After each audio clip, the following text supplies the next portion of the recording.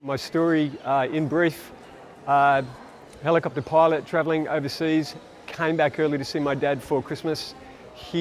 And for his birthday, I was, during that period of coming back to Australia, they found a lymph gland in my groin. I was quickly diagnosed with squamous cell carcinoma of the anus. It's a very unsexy cancer.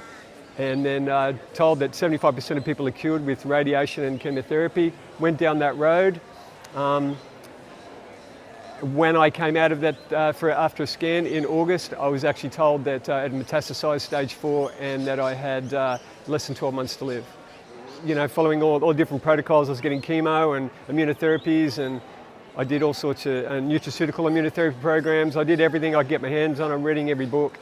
During that time, seeking different remedies, some people that were in this Joe Dispenza community reached out to me through Facebook and suggested that I do some meditations, blessing the body centers.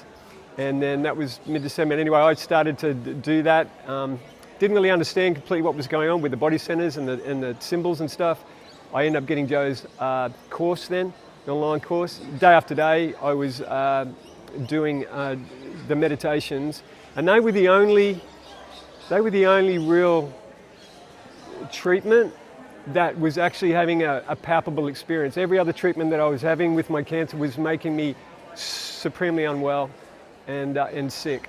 So from middle of December right through to 3 weeks ago, I've had recent scans, and all my therapies that actually increased my tumours and so forth. So between scans, just doing the meditations, this is why it is so freaking unbelievable and crazy, is that I'm shaking thinking about it. There's no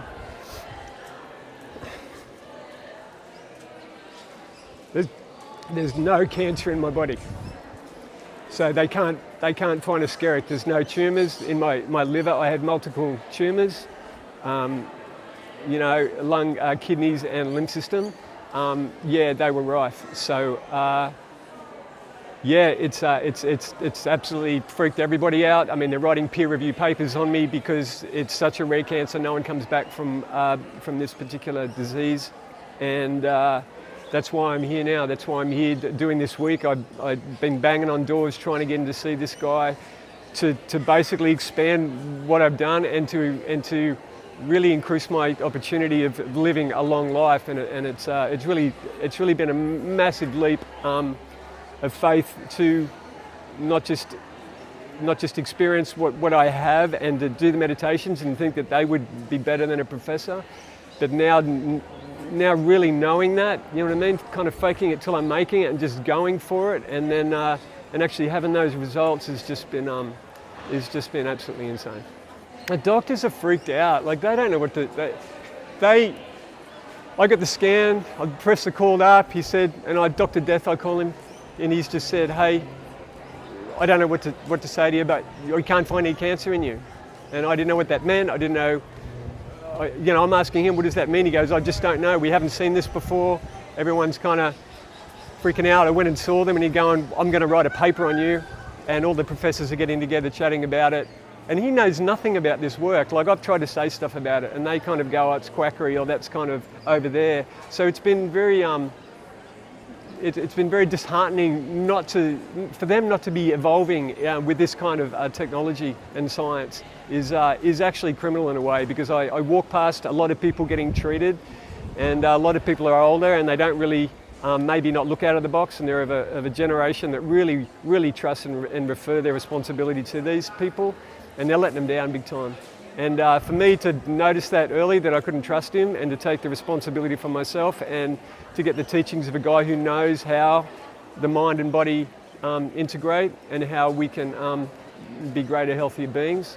I mean, it needs to be widely sourced and actioned. Yeah, I'm healthier every day, and just like honestly being here, like during each individual meditation that I have, I get this palpable feeling and energy in my body, and now I know I've learned how to activate it and how to use it, not only for my health. I mean, to think I had 12 months to live and 12 months to think about that, or, you know, 8, 9 months to think about that, and now I can actually think of a future. Now I'm here actually not just being well and thinking about just wellness as a cap, but about oh my God, the creation that I can now have and things I can do with people I love and the adventures I'm designed to have. It's very cool. I guess I'm just grateful because this is less woo-woo now. And more people I can have a conversation with strangers and they go, oh, you know, but they think it's just, oh, meditation, oh, and then, but it's far more than that, isn't it? It's a way of accessing, it's a way of accessing yourself.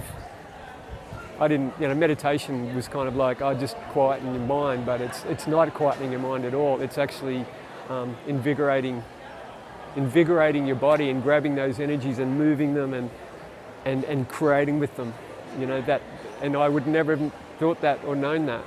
And regardless of the science is fascinating, but at the end of the day, it's just how it makes me feel and what it's done for me, and I get manifestation works because I've manifested such a wonderful life, and I manifested this effing cancer, you know, and I know that, and so I knew I was then able to uncreate it too. If I'd created it through stress, then I can uncreate it, and my body was so amazingly quick to respond.